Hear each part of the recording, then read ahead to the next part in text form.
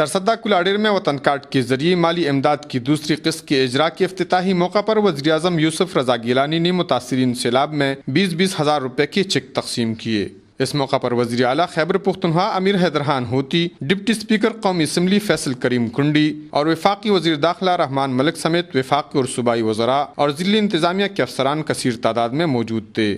تقریب کے شرکاء سے خطاب کرتے ہوئے وزیر اعظم یوسف رضا گیلانی نے کہا کہ اگر عالمی برادری نے امداد نہ دیا تب بھی ہم اپنے وسائل کو بروئے کار لا کر متاثرین سیلاب کے ساتھ 1 لاکھ روپے کے امداد کا وعدہ ضرور پورا کریں گے۔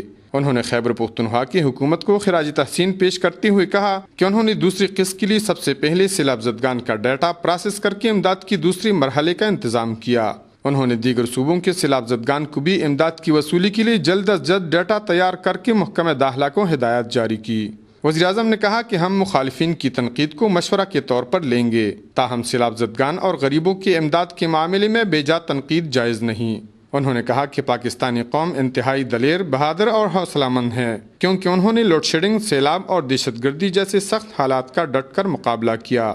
ہمیں اپنے فوج، پولیس اور فرنٹیئر کور کے جوانوں پر ناز ہے، جنہوں نے دہشت گردی کے خاتمے کے لیے اپنی جانوں کا نذرانہ پیش کیا۔ انہوں نے کہا کہ ہم ایک ایٹمی قوت ہے اور عالمی برادری میں انتہائی ذمہ دار ملک کی حیثیت سے اپنا پہچان بنانا ہوگا۔ وزیر اعظم نے مزید کہا کہ ہماری مفاہمت کی پالیسی کے ثمرات عوام کے سامنے ہے۔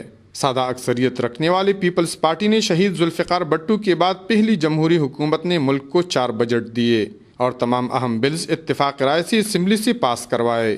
موجودہ حکومت نے عوام کے خواہشات کا احترام کرتے ہوئے 1973 کا آئین بحال کر دیا، صوبائی خود مختاری کے ذریعے صوبوں کو بااختیار بنایا اور NFC ایوارڈ کے ذریعے صوبوں کی آمدنی میں اضافہ کیا، کیونکہ صوبوں کی مضبوطی سے وفاق مضبوط ہوگا۔ انہوں نے کہا کہ موجودہ چیلنج کا مقابلہ کرنے کے لیے قوم کی وحدت اور اتحاد کی ضرورت ہے۔ نام اور قوم کی تقسیم سے ملک ترقی نہیں کر سکتا۔ دہشت گردی کے حوالے سے وزیر اعظم نے کہا کہ دہشت گرد پاکستان کو غیر مستحکم اور کمزور کرنا چاہتے ہیں، لیکن ہم ان کے ناپاک عزائم کو خاک میں ملا کر دم لیں گے۔ وزیر اعظم یوسف رضا گیلانی نے چرسدہ میں کیڈٹ کالج کے قیام کی منظوری اور اس کے لیے زمین مختص کرنے کے لیے وزیر اعلیٰ خیبر پختونخوا کو ہدایات جاری کی، جبکہ منڈا ڈیم کی جلد از جلد تعمیر، 2 یونین کونسل کو گیس کی فراہمی کے منصوبے پر بالخصوص اور ضلع بھر میں بالعموم کام شروع کرنے کے لیے متعلقہ محکموں کو ہدایات جاری کر دیے۔